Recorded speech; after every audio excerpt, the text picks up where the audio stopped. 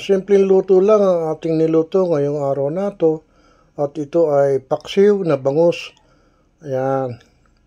Nilagyan ko lang siya ng konting gulay na aking napitas dito sa aking munting taniman. 2 pirasong okra at 2 pirasong eggplant. Pati na yung mga sili na yan ay aking pinitas lamang dito sa aking munting garden nga. Ayan na nga. Nakabili nga pala ako ng isang buong bangos, pinalinis ko na rin sa palengke at hindi naman ito umabot na 1 kilo. Nilagay na natin sa ating lutuan at ating isasalang yan, pero lalagyan muna natin ng suka. Yan. Hindi ko na rin naipakita nung lagyan ko ito ng tubig bago ko isalang. Meron nga pala akong tirang adobong pork para mas maganda lasa, isinama ko na.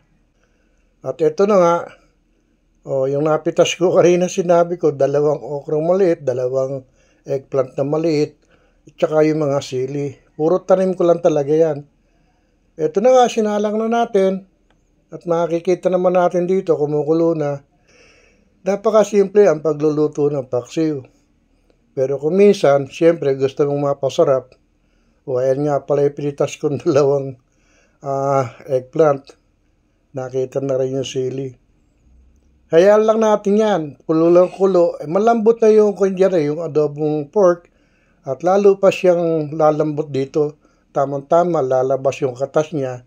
Magmamantika pa siya. Kaya lalong sasarap yung ating napakasimpleng niluto ngayon na paksiw na bangus. Hanggang kumukulo yan, lumalabas lahat ang sarap niyan.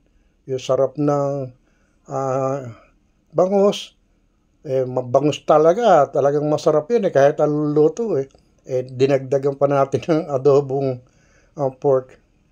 Ayan, yan mga sangkap ko, nilagyan ko na ng konting asin, tapos yan, pamintang buo, yung mga napitas kong sili, sunod-sunod ko na nilalagay yan.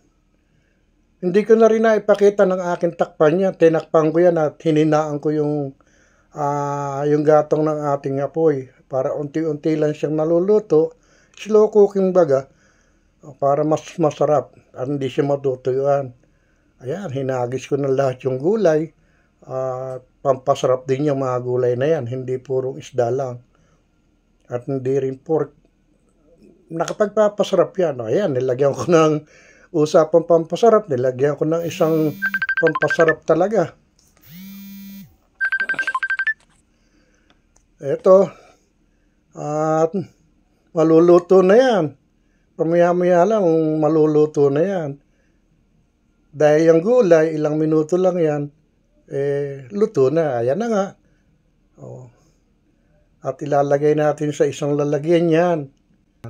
Ito na nga, kita nyo, konting-konti lang talaga ang katas niya. Pero nangangamoy ang sarap habang aking sinasalin. Salamat nga pala sa panonood.